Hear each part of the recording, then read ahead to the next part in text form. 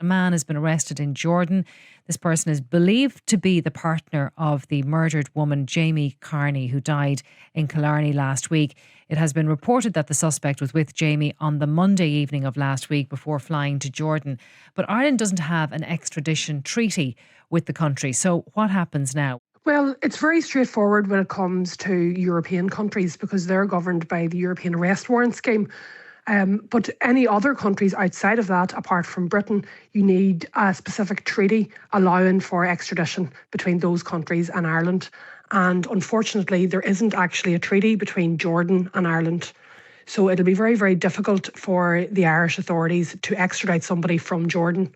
Mm-hmm. And so why don't we have extradition treaties with some countries like Jordan? Is it because the diplomatic process have failed? Is there always an attempt to have those extradition agreements in place? Or is it just a matter of we haven't got round to it yet? Well, I think it's probably a matter of haven't got round to it yet. And in some cases, you will see specific instances where there isn't a treaty in place, but because of specific cases that are happening or people that Ireland want to extradite back, that you will then have an extradition agreement put in place. The example that I would use is the case of Michael Lynn, where he was extradited from Brazil. There wasn't an extradition treaty in place between Ireland and Brazil at that time, but there was a specific agreement to surrender him, and Brazil actually did surrender him because their own courts approved the extradition request. The other thing that you'll see as well is the recent treaty with the United Arab Emirates, where there has been a permanent bilateral extradition treaty now in place between the UAE and Ireland.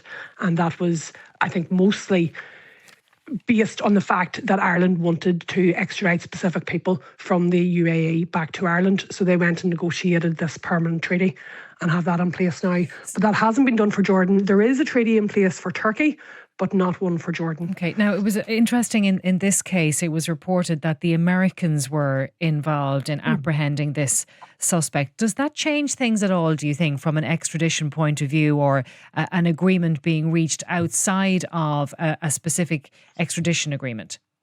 Well, I think that certainly the American authorities are going to be very interested in this, given that Ms Carney is an American citizen. But I don't see that they will actually be able to extradite anybody for the murder of Ms Carney, because this alleged murder, if it was a murder, obviously an allegation at this time, but it occurred in Ireland. So the Irish authorities are the only people who can really prosecute for a murder that happened on Irish soil. What the American authorities can do, though, is they can assist in terms of intelligence sharing, they can assist with the investigation, and they can also make diplomatic representations. And that may be useful when it comes to Jordan, because the USA and Jordan do have a treaty, and I think there is a process in place there. And they might be able to bring some political pressure to bear upon Jordan. Yeah, and there's a very strong economic tie, isn't there, between Jordan and the United States. So this mightn't be a conversation around the legals, but rather a diplomatic conversation that could happen in this instance. Yes, it could well be. And it could be the case that the request for extradition is made and then the American authorities come in and use their influence to see if Jordan will then agree to extradite even without the formal treaty in place. Okay.